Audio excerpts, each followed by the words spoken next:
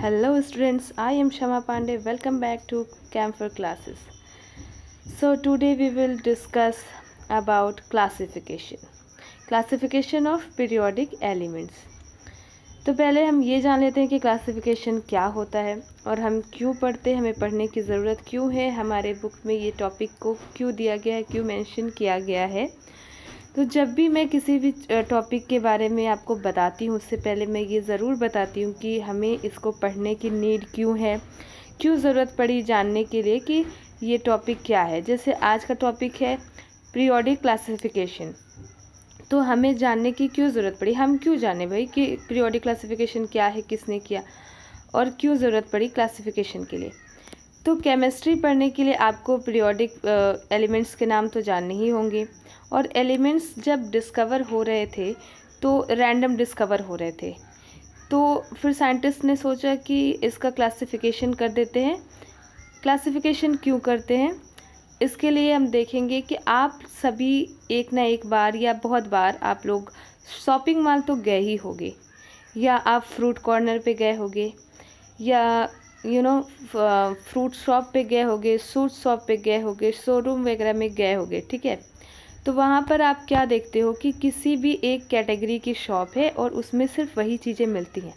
जैसे कि आपको कुछ खाने का मन कर रहा है, जैसे आपको फास्ट फूड खाना है, तो आप शूज़ शोरूम पे तो नहीं जाओगे, या कपड़ों के शोरूम पे तो नहीं जाओगे, आप वहीं जाओगे जहाँ पे आपको फास्ट फूड खाने को मिलता होगा, या जंक फूड खाना है तो वहाँ पे मिलता होगा, वहीं पे जाओगे। आप कहीं रैंडम किसी भी शॉप पे तो नहीं जा सकते। तो जब हम शॉपिंग मॉल जाते हैं तो शॉपिंग मॉल में हम क्या देखते हैं कि हर कॉर्नर पे अलग अलग चीज़ें कैटेगराइज करके रखी हुई हैं, अरेंज की हुई हैं। और जैसे हमें अभी जैसे घर की चीज़ें लेनी है आपको, तो राशनिंग का सामान लेना है तो आप राशनिंग के कॉर्नर पे जाओगे, आपको वेजिटेबल्स लेने हैं तो आप उधर के कॉर्नर पे जाओगे, आपको क्लोथ्स लेने हैं आप उधर के कॉर्नर पे जाओगे। तो इस तरीके से हर चीज़ें कैटेगराइज होती हैं। क्यों होती हैं कैटेगराइज? क्योंकि चीज़ों को आसान किया जा सके, आप आसानी से उन चीज़ों को ढूंढ सको जो आपको चाहिए। ठीक है, तो इसीलिए हर चीज़ों की अलग अलग स्टॉल्स लगी होती हैं, खाने की चीज़ें अलग होती हैं, पहनने की चीज़ें अलग होती हैं। इस तरीके से कैटेगराइज किया गया है हमारे सोसाइटी में, हम लोगों ने खुद किया हुआ है। ठीक है, तो इसमें क्या होता है कि जब भी आप शॉपिंग मॉल जाते हो तो आपको पता होता है कि आपको कौन सी चीज़ें लेनी है, तो आप सीधा उस कॉर्नर में जाते हो, इधर उधर देखते भी नहीं हो कि भाई आपकी ज़रूरत की चीज़ें कहाँ मिलेंगी, आपको पता होता है, आप खुद ढूंढ लेते हो और इजीली आपको मिल भी जाती हैं। तो इसी वजह से हमारे लाइफ में या फिर हमारे स्टडी फील्ड में या हमारे केमिस्ट्री फील्ड में क्लासिफिकेशन की ज़रूरत पड़ती है। ठीक है, तो हमने एलिमेंट्स के लिए भी सोचा कि हम क्यों ना इनको क्लासीफाई कर दें, ताकि हम इजीली उनको कैटेगरी वाइज डिवाइड कर सके, उनको पहचान सके कि हाँ ये एलिमेंट है तो इसके ये फीचर्स होंगे, या इसकी ये केमिकल फिज़िकल प्रॉपर्टीज़ होंगी। फॉर एग्ज़ाम्पल, जैसे मैं हूँ और मेरी फैमिली है, तो कुछ लोग होंगे जो कि मेरे फैमिली के किसी एक मेंबर को जानते होंगे। एंड मेरा नाम है पांडे, क्षमा पांडे, तो मेरी फैमिली होगी पांडे फैमिली। ठीक है, तो कुछ लोग मुझे नहीं जानते होंगे बट वो लोग मेरे फैमिली के किसी मेंबर को जानते होंगे, लाइक मेरे सिबलिंग्स में से, भाई बहन में से किसी को, या मेरे मम्मी पापा को।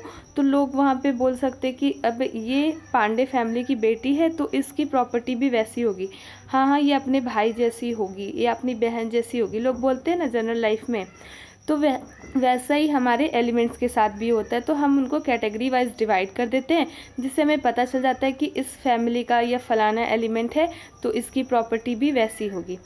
तो इसी सीरीज़ में कुछ साइंटिस्ट आए और उन्होंने अपनी अपनी थियरी, अपने अपने कॉन्सेप्ट को रखा हमारे सामने कि इस तरीके से हम क्लासीफाई कर सकते हैं एलिमेंट्स को, जिसमें से अभी के टाइम में हमारे पास 118 एलिमेंट्स हैं, जिसमें से 94 एलिमेंट्स जो हैं हमारे वो नेचुरल अकरिंग हैं, यानी वो पहले से ही पाए जाते हैं, और बाकी के जितने भी बचे वो सारे मैन मेड होते हैं। तो 118 एलिमेंट्स में से ओनली 94 ही हमारे नेचुरल अकरिंग है।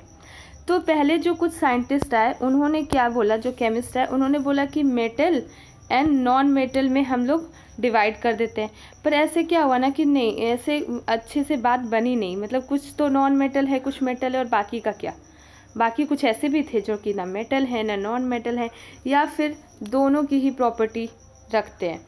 तो इस तरीके से ये थियरी उतनी अच्छे से चली नहीं और ये कॉन्सेप्ट क्लियर नहीं हो पाया। देन फिर आए हमारे डॉबनियर साहब। डॉबनियर साहब 1780 से लेके 1849 तक इन्होंने काम किया और इन्होंने दिया ट्राइड्स। ठीक है, अब ये ट्राइड्स क्या होते हैं?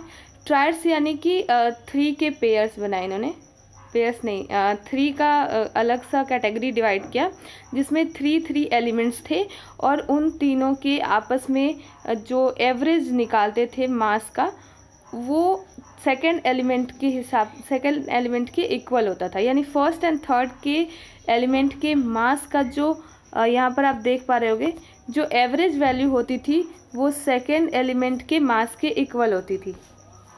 तो इस पर हम डिटेल में बात करेंगे।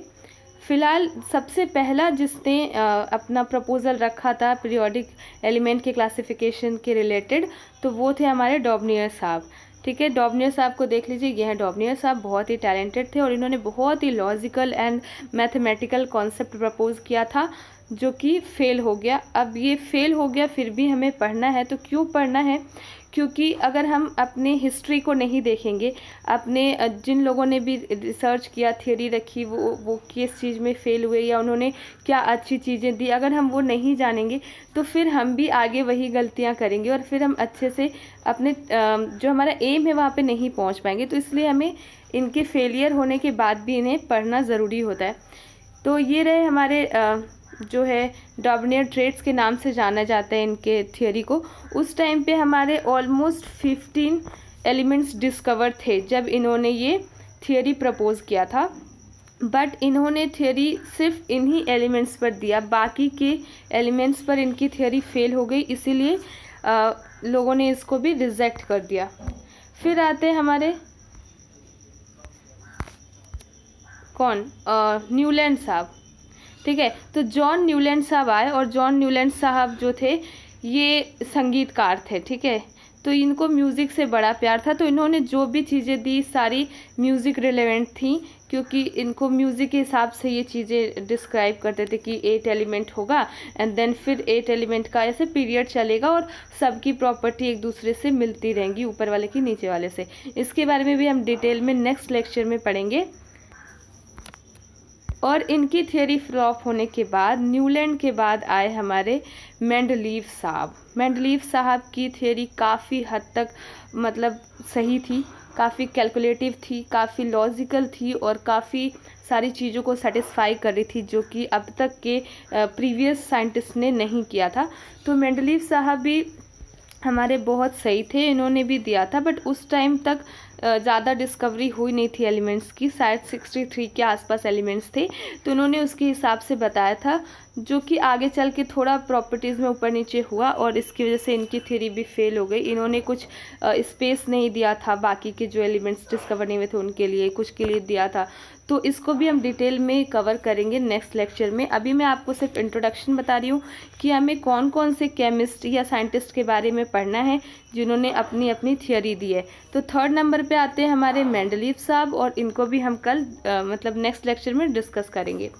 एंड लास्ट जो कि अभी तक पढ़े जाने वाले जो हमारा पीरियोडिक टेबल है उसको प्रपोज करने वाले थे हमारे मोज़ले साहब। मोज़ले के साथ नील बोर भी आते हैं, जिन्होंने नील बोर और मोज़ले ने कंबाइंड फॉर्म में ही ये टेबल दिया था मॉडर्न पीरियोडिक टेबल के नाम से जिसको हम जानते हैं। बट नील के बारे में हम अभी नहीं पढ़ते, वो आपको हायर स्टैंडर्ड में पढ़ना होगा जब आप आगे के क्लासेस में जाओगे। अभी हम लोगों को पढ़ना है हेनरी मोज़ले के बारे में। तो ये हैं हमारे मोज़ले साहब, देखने में काफ़ी इंटेलिजेंट लग रहे हैं। उन्होंने इंटेलिजेंट वाला काम भी किया है क्योंकि इन्होंने हमारी मॉडर्न पीरियोडिक टेबल दी है। तो ये रहा हमारा मॉडर्न पीरियोडिक टेबल। आगे के लेक्चर में मैं आपको बताऊंगी कि पीरियोडिक टेबल के एलिमेंट्स को कैसे सीक्वेंस वाइज याद करें। आपको एटलीस्ट 20 एटॉमिक नंबर तक आपको याद होने चाहिए एलिमेंट्स, क्योंकि आपको आगे जितने भी क्वेश्चंस होते हैं तो आपको आसानी से आप लगा पाओ, इसलिए आपको 20 तक तो याद करना ही पड़ेगा। मैं आपको बताऊंगी कैसे ट्रिक्स बताऊंगी कि कैसे आप इजीली याद कर सकते हो इन सबको। तो ये हो जाते हैं हमारे 4 साइंटिस्ट। फर्स्ट है हमारे डॉबनियर साहब, सेकंड है हमारे न्यूलैंड साहब और थर्ड है हमारे मेंडलीव साहब एंड लास्ट और अभी तक जिनके बारे में हम पढ़ते हैं जिनका पीरियोडिक टेबल के बारे में वो है हमारे हेनरी मोज़ले साहब। तो ये चारों के बारे में हम एक एक इंडिविजुअली पढ़ेंगे। नेक्स्ट लेक्चर्स में मैं इनकी सीरीज़ लेकर आऊँगी जिसमें आपके सारे कॉन्सेप्ट क्लियर होंगे, जिसमें मैं आपको केमिकल फिजिकल प्रॉपर्टी के साथ साथ एलिमेंट्स को याद करना भी बताऊँगी। सो मेरे चैनल को सब्सक्राइब करिए, लाइक करिए, कमेंट करिए कोई भी डाउट हो तो, और आगे कंटिन्यू करने के लिए बेल आइकन को ज़रूर प्रेस कर दीजिएगा। Thank you for watching.